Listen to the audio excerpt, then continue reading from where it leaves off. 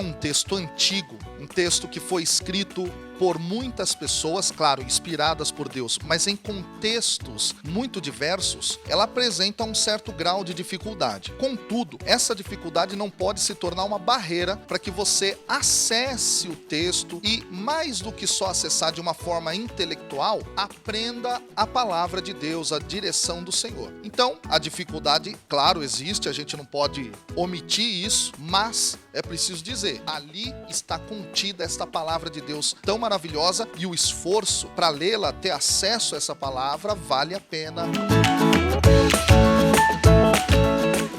Diversas dicas podem ser dadas, a gente vai destacar aqui algumas. A primeira delas é você ter em mãos uma boa tradução da Bíblia. Nós temos diversas aí no mercado, Bíblias de estudo inclusive, porque elas podem te auxiliar. E como é que estas Bíblias vão auxiliar?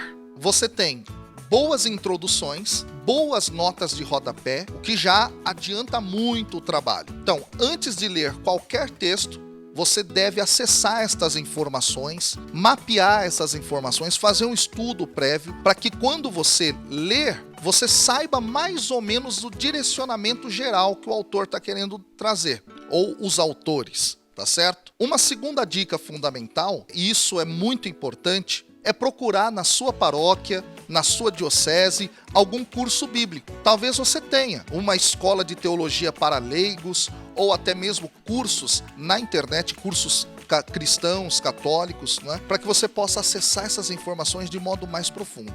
E a terceira dica, que é fundamental, é ter mais ou menos uma boa sequência para ler esses textos. Tá? Essa sequência, na minha visão, como professor, eu sempre oriento assim: leia, em primeiro lugar, os textos do Antigo Testamento. Essa é a minha visão. Alguns dizem do Novo, mas como a minha especialidade é o Antigo, e eu sempre digo isso aos meus alunos lá na faculdade, para entender o Novo é preciso ter alguns dados do Antigo, então comece pelo Antigo Testamento. Leia lá Gênesis, Êxodo, Levítico, Números, Deuteronômio. Em algum momento a leitura vai ser um pouco puxada, um pouco pesada, eu diria, mas vai valer a pena. Depois tenta seguir um pouco a ordem da história dos fatos ocorridos na história do povo de Israel. Então, Josué, depois Juízes, depois Samuel 1, Samuel 2, Reis 1, Reis 2. Você foi até aquilo que nós chamamos no Antigo Testamento de exílio da Babilônia. Depois dá para você ler, para compreender um pouco esse exílio,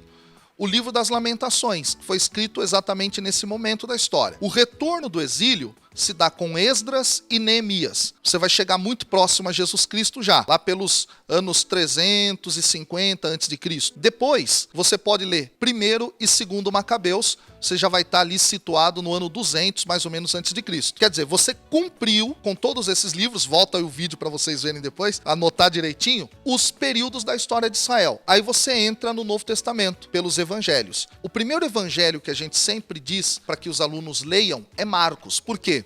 Ele serviu de base tanto para Lucas quanto para Mateus. E por fim, o Evangelho de João. Aí você passa para o livro dos Atos dos Apóstolos, as cartas do apóstolo Paulo, as cartas pastorais que estão lá e, por fim, o Apocalipse. Deus abençoe cada um de vocês.